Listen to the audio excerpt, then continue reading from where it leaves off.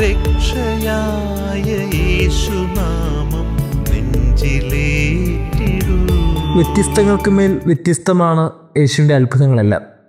അങ്ങനൊരു വ്യത്യസ്തത ഇന്നത്തെ ഗോസ്പലിലും നമ്മൾ കാണാം. യേശു അന്ധനായ ഒരുവനെ സുഖപ്പെടുത്തുകയാണ്. അവനെ ഒരു ഗ്രാമത്തിൽ നിന്ന് പുറത്തു കൊണ്ടുപോയി യേശു അവൻ്റെ കണ്ണുകളിൽ തുപ്പൽ കൊണ്ട് പുരട്ടിയിട്ട് ചോദിക്കുന്നു, ഇപ്പം നീ എന്ത് കാണുന്നു? അപ്പോൾ അവൻ പറഞ്ഞു, ഞാനിപ്പോൾ മനുഷ്യരെ കാണുന്നു, പക്ഷെ അത് മരങ്ങളെപ്പോലെയാണ് ഇരിക്കുന്നത്. അതെന്തൊരു വേദനയാണ്.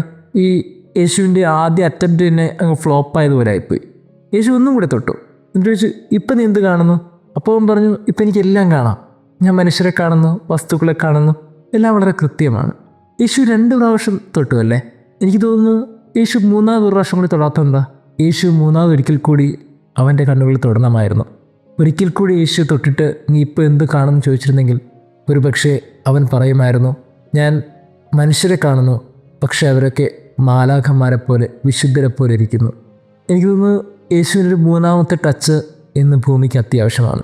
ഒരു അന്ധനായ ഒരു മനുഷ്യനെ ആദ്യ പ്രാവശ്യം തൊട്ടപ്പോൾ അവൻ മനുഷ്യരെ മരങ്ങളെപ്പോലെ കണ്ടു. 2ാമത്തെ പ്രാവശ്യം തൊട്ടപ്പോൾ മനുഷ്യരെ വളരെ വ്യക്തമായി അവൻ കണ്ടു. 3ാമത്തെ ഒരു പ്രാവശ്യം കൂടി തൊട്ടിരുന്നുവെങ്കിൽ അവൻ മനുഷ്യരേക്ക് വിശുദ്ധരായും മാലാഖമാരായും കണ്ടേനെ. ഇന്ന് ഭൂമിക്ക് ആവശ്യം അങ്ങനെ ഒരു ടച്ചാണ്. മനുഷ്യരെ മനുഷ്യരായി കാണുന്നില്ല എന്ന് മാത്രമല്ല, മനുഷ്യരുടെ ഉള്ളിലെ വിശുദ്ധിയും കാണാൻ മറന്നു പോകുന്നത്. അതുകൊണ്ടല്ലേ ഇന്ന് ഇത്രയേറെ കൊലപാതകങ്ങൾ നടക്കുന്നത്, മറ്റുള്ളവൻ്റെ നന്മയെ കാണാൻ കഴിയാതെ പോകുന്നത്, മറ്റുള്ളവൻ്റെ ജീവന് വിലയില്ലാതെ പോകുന്നത്. ഇങ്ങനെ തൊട്ടു മുമ്പിലിരിക്കുന്നവൻ്റെ നന്മയും പുണ്യങ്ങളും തിരിച്ചറിയാൻ കഴിയാത്ത വിധത്തിൽ മനുഷ്യരൊക്കെ എന്തുമാത്രം മോശപ്പെട്ടവരായി മാറിക്കൊണ്ടിരിക്കുന്നു. ഇന്ന് ക്രിസ്തുവിൻ്റെ ഒരു 3ാമത്തെ ടച്ച് വളരെ അത്യാവശ്യമാണെന്ന് തോന്നുന്നു. കവി പാടിയ വളരെ മനോഹരമായ വരികളുണ്ട്. അടുത്ത് നിൽപ്പോൾ അനുജനെ കാണാൻ അക്ഷികളില്ലാത്തവർ കരൂപനീശൻ അദൃശ്യനായാൽ അതിലെന്ത് ആശ്ചര്യം. തൊട്ടടുത്ത് നിൽക്കുന്ന ഒരു അനുജനെ കാണാൻ കണ്ണുകളില്ലാത്തവർക്ക് അദൃശ്യനായ ദൈവത്തെ കാണാൻ എങ്ങനെ സാധിക്കും? വളരെ വ്യക്തമല്ലേ കാര്യങ്ങളൊക്കെ?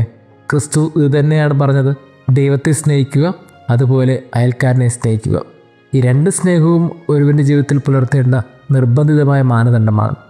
പ്രിയമുള്ളവരെ, മനുഷ്യരൊക്കെ പരസ്പരം മനുഷ്യരായിപ്പോലും കാണാത്ത ഈ ലോകത്ത് നമുക്ക് അത്യാവശ്യം മനുഷ്യരെ മനുഷ്യരായി കാണുക എന്ന് മാത്രമല്ല, മനുഷ്യരെ വിശുദ്ധരായും കൂടി കാണാനുള്ള ഒരു കണ്ണുകൾ വേണം.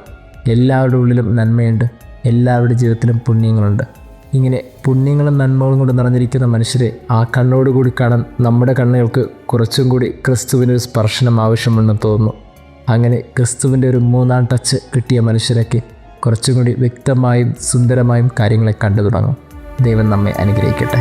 കണ്ണുകൾ നിനക്കു ഞാൻ നൽകിയില്ലേ, കാണേണ്ടതൊന്നും നീ കണ്ടില്ലയോ.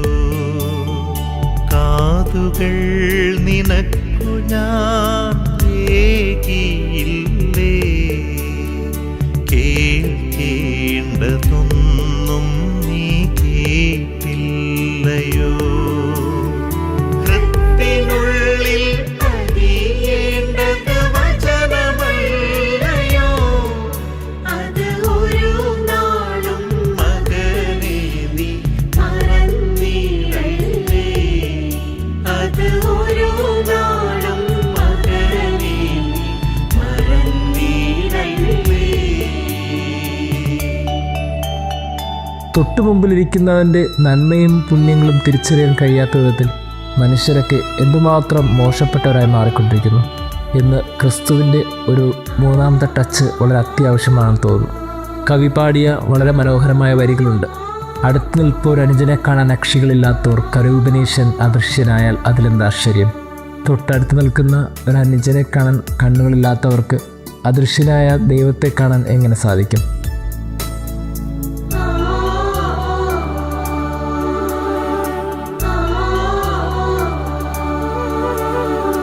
ആദിയും അന്തവും അവനല്ലയോ, പാരിടത്തിൽ വന്നുദിച്ച രക്ഷയല്ലയോ.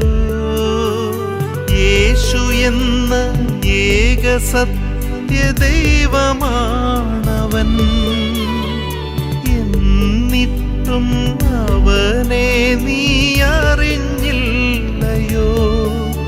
ആ രക്ഷയായ യേശുനാമം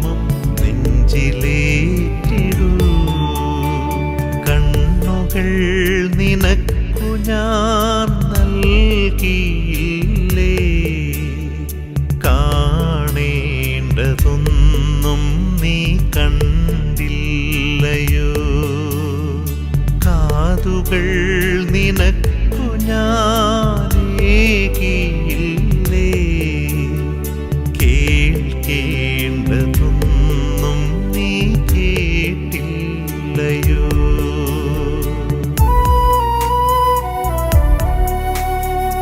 പ്രിയമുള്ളവരെ, മനുഷ്യരൊക്കെ പരസ്പരം മനുഷ്യരായി പോലും കാണാത്ത ഈ ലോകത്ത് നമുക്ക് അത്യാവശ്യം മനുഷ്യരെ മനുഷ്യരായി കാണുക എന്ന് മാത്രമല്ല, മനുഷ്യരെ വിശുദ്ധരായും കൂടി കാണാനുള്ള ഒരു കണ്ണുകൾ വേണം.